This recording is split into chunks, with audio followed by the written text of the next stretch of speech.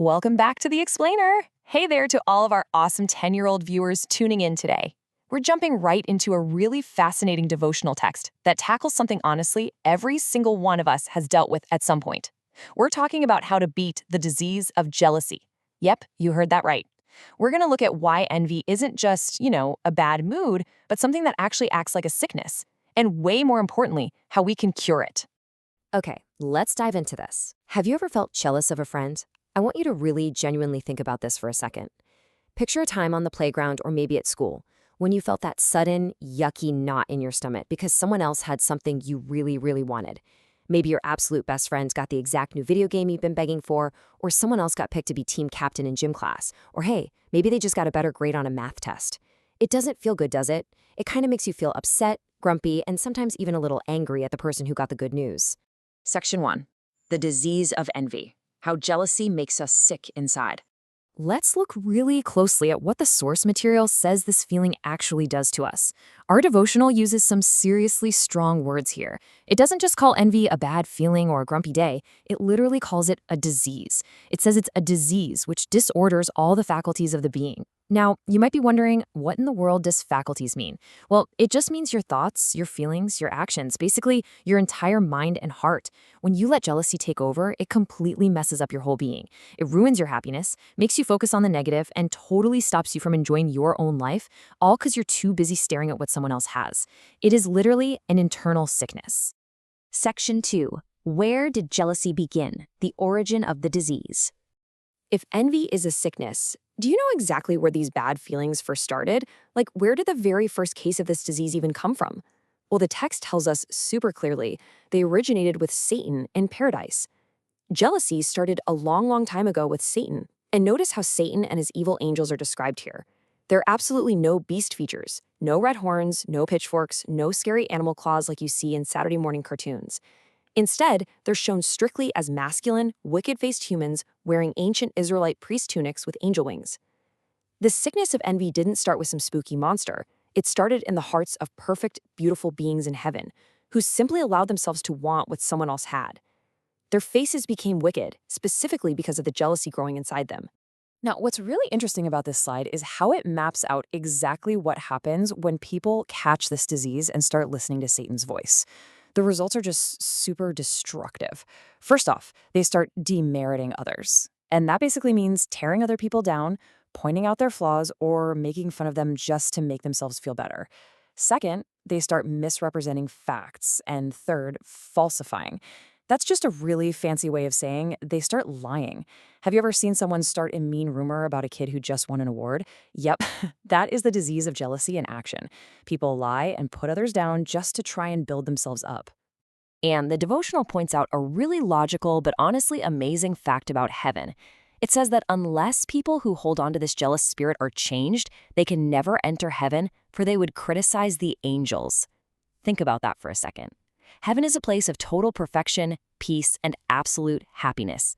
If a jealous person went there without changing their heart first, they wouldn't even be happy in paradise. They'd just complain. They'd look around and envy the beautiful crowns of the angels. They literally wouldn't know what to talk about unless they were pointing out mistakes. They'd bring the sickness right back into paradise, and we definitely don't want that. Section 3. Choosing your mission. 2 paths to follow. This brings us to a huge choice. Every single day, whether you're out on the playground, in the classroom, or just hanging out with your siblings at home, you have to choose between 2 very different paths. You are essentially choosing which mission you're on. Let's compare these 2 missions. On one side, you can be a missionary for Satan. The text says this kind of person causes disunion, meaning they break up friendships and cause arguments. They bruise and mangle character, which is a strong way of saying they hurt people's feelings and ruin reputations by pointing out everyone's imperfections. On the flip side, you can be a missionary for Christ. This person acts as a peacemaker. They show pity, they are polite and courteous, and they work really hard to restore peace when friends are fighting. So which one sounds like the kind of person you want to be? So the crucial point is this quote from the Bible, found in Galatians chapter 5, verse 26. Let us not be desirous of vainglory, provoking one another, envying one another. The text directly tells us not to poke at each other, not to provoke arguments, and definitely not to envy each other. Now, vainglory, that just means showing off to get attention. When we stop trying to show off and we stop being jealous of others who are getting attention, we literally stop the disease right in its tracks. Section 4. Growing the tender plant. cultivating Christlike love. So how do we actually cure this disease? The devotional gives us a beautiful and totally actionable metaphor to help us understand the solution. And this brilliantly illustrates how we actually become better people. The text says the tender plant of Christ-like love must be carefully cherished and cultivated. Love and kindness aren't just things that happen to you automatically. It's exactly like having a small, delicate plant in a garden. If you just plant a seed and completely ignore it, it's going to dry up and die. You, as a 10-year-old growing up and learning how to be a fantastic friend, need to actively water that plant. You need to pull those prickly weeds of jealousy right out of your brain and protect that little plant of love so it can grow big and strong. The text actually gives us 3 exact steps to cultivate that tender plant of love and get rid of the disease of envy. Step 1, let the Holy Spirit come in. You have to ask for help to be good. Step 2, crucify and put away the unholy passion. That means when you feel that knot of jealousy in your stomach because your friend won a prize, you have to actively decide, no way, I am not going to listen to that feeling. I'm putting it away. And step 3, open the heart to the attributes of Christ. So what does it actually mean to open your heart to his attributes? The text lists 3 specific ones: holy, harmless, and undefiled. I really want to focus on that middle word, harmless. Think about how totally amazing it is to be a harmless friend on the playground. It means you never use your words as weapons. You don't gossip, you don't put people down, and nobody ever has to worry that you're going to be mean to them. And to be undefiled, that just means keeping your mind clean from those nasty, jealous thoughts. You're trying to be just like him. Section 5. The reward of peace. Carrying an atmosphere of love. As we wrap up today's explainer, let's talk about the incredible things that happen when we actually choose to do this, when we choose to be peacemakers. The devotional shares this awesome Bible verse from 1 Peter. Love his brethren, be pitiful, be courteous.